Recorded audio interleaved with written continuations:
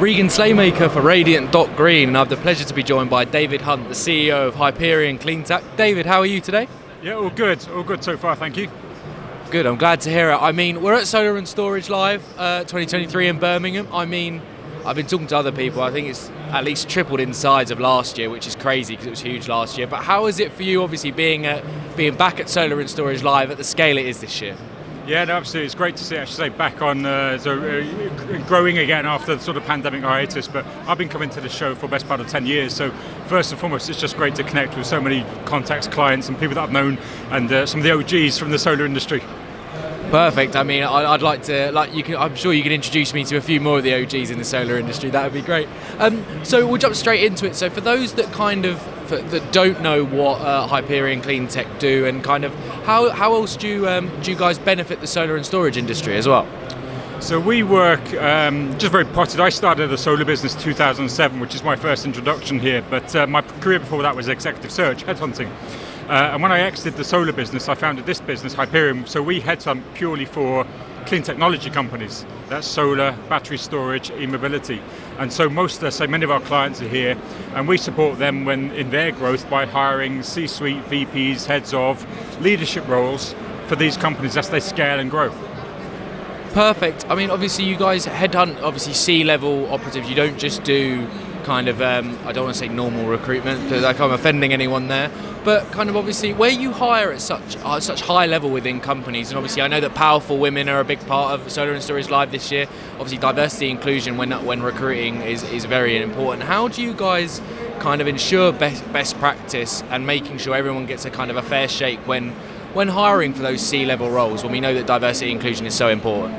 Yeah, it's a big factor actually. I'm fortunate. I'm going to be speaking at the Powerful Women event in November as a moderator, because I also host the podcast.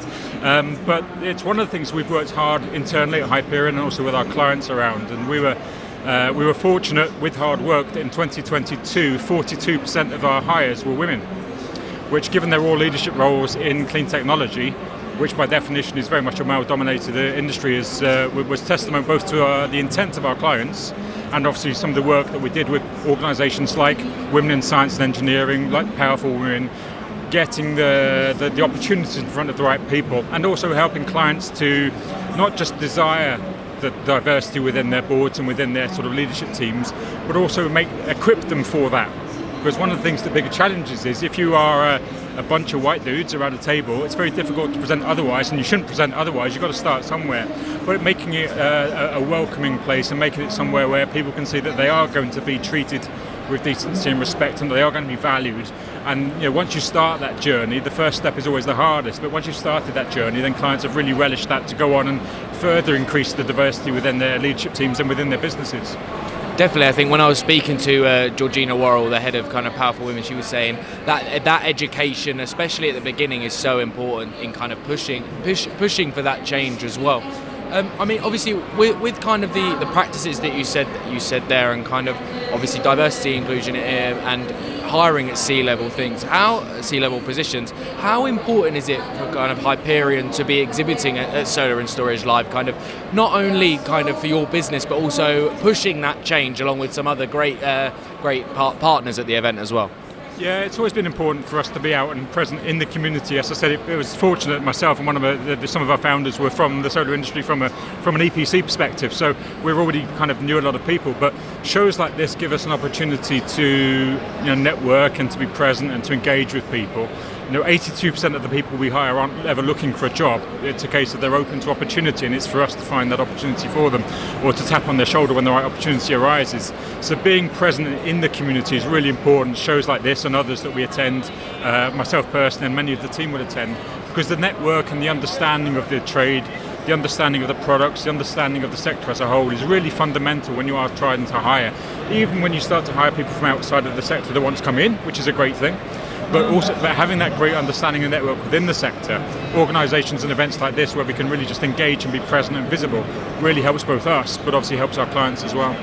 Definitely, I think that's one of the best things about obviously working in events. You just see everyone working and discussing everything and creating new ideas. I know innovation is a huge part of Solar and Storage Live as well. I mean, obviously, David, my final question, thank you for joining me today. Kind of where can people find Hyperion Clean Tech at the event today in this kind of mass of exhibitors at the event. Where can people find you? Normally we're all wearing red Adidas Gazelles, so we're quite easy to spot, and today I missed the memo because I was speaking this morning and I got dressed with my shoes on. But typically you'll find us either through the red trainers, but on a serious note, you'll find us on Hyperion.Search.com.